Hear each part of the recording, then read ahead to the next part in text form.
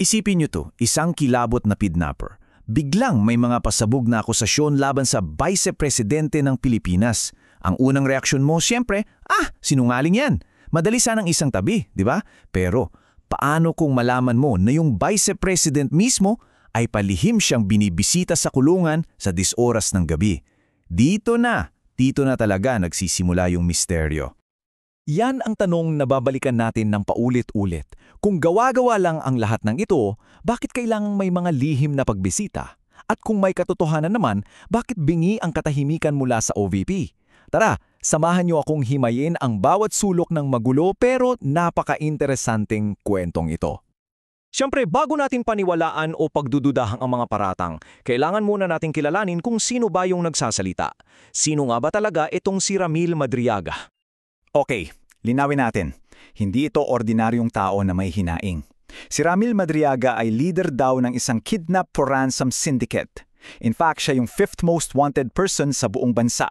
May record na siya noon at sangkot pa sa pagdukot kamakailan lang. So sa simula pa lang, alam na nating may malaking question mark sa kredibilidad niya. At yung modus operandi pa nila, grabe, bantay sa lakay. Yung mismong nagbabantay sa'yo, yung security mo, siya pala yung aatake. Nagpapanggap silang mga VIP security para makuha yung tiwala mo, para malaman yung galaw mo, at sa huli, ikaw pala ang target. Ganyang klaseng panlinlang yung pinag-uusapan natin. Ngayon, dahil kilala na natin kung sino siya, silipin naman natin yung laman ng sinumpaang salasay niya at humanda kayo kasi ito na yung mga pasabog na aligasyon ni Madriaga laban mismo kay Vice Presidente Sara Duterte. Ayon sa kwento ni Madriaga, hindi ito basta nangyari overnight. Ipinipinta niya ang isang larawan ng relasyon na binuo sa loob ng maraming taon. Nagsimula daw sa pagpapakilala noong 2016, naging parte ng counterintelligence ni VP Sara hanggang sa tumulong mismo sa pagbuo ng kanyang security group noong 2022. Parang pinapalabas niya na malalim yung tiwala sa kanya. At dito na papasok yung pinakamabigat sa lahat ng paratang niya. Siya daw, isang kidnapper ang nagsilbing bagman o taga-deliver ng pera para sa vice-presidente. At hindi lang basta pera pera daw na galing sa mga pogo operator at ayon sa kanya, mga drug dealer. Magkano? Well, sa isang duffel bag daw sa isang deliver, ang laman, 35 milyong piso. May pagkakataon naman daw na hindi na duffel bag ang usapan. Isang buong sasakyan daw ang dala-dala niya na may kargang 80 milyong piso. Pero yung pinakamalaki, yung pinaka-nakakalula, 1 bilyong piso. Uulitin ko 1 bilyon. Mga numero na halos mahirap isipin pero yan ang nakasulat sa salasay niya. At hindi lang siya basta naghagis ng mga numero. Nagbigay siya ng mga detalye, mga pangalan ng lugar, mga hotel, mga mall, pati parking lot ng ombudsman. Idinawit pa niya yung asawa ng VP, si Ate Man Scarpio, at ikonekta pa yung issue sa magnetic lifters. Alam nyo, yung mga detalyeng ganito ang nagbibigay ng anyo ng katotohanan sa isang kwento. Kahit gaano pa ito kaimposibleng pakinggan. Pero, teka muna, let's take a step back. Gaano man ka-detalye, gaano man ka-espesifiko, kailangan nating balikan kung kaninong bibig ito nanggagaling. Isang akusadong leader ng kidnap for ransom group. Kaya yung tanong talaga ay, bakit natin siya paniniwalaan? Isipin niyo yung isang timbangan. Sa isang panig, ilagay natin lahat ng posibleng motibo niya para magsinungaling. Nakakulong siya, non-bailable yung kaso, baka gusto niya ng plea deal o protection o gusto lang niyang guluhin yung kaso niya. Ang bigat, di ba? Ngayon, tingnan na natin yung kabilang panig ng timbangan. Anong ebidensya niya? Sa ngayon, wala. Walang dokumento, walang testigo, walang litrato. Salita lang niya.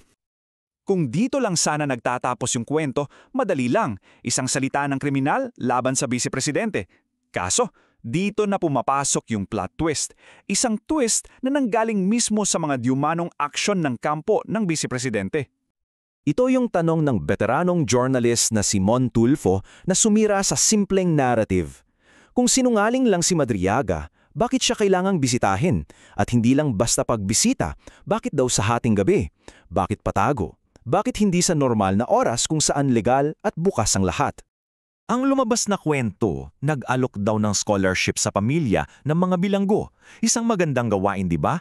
Pero para sa iba, Ang tanong, ito ba ay totoong pagtulong o paraan para malaman kung nasaan ang pamilya ni Madriaga?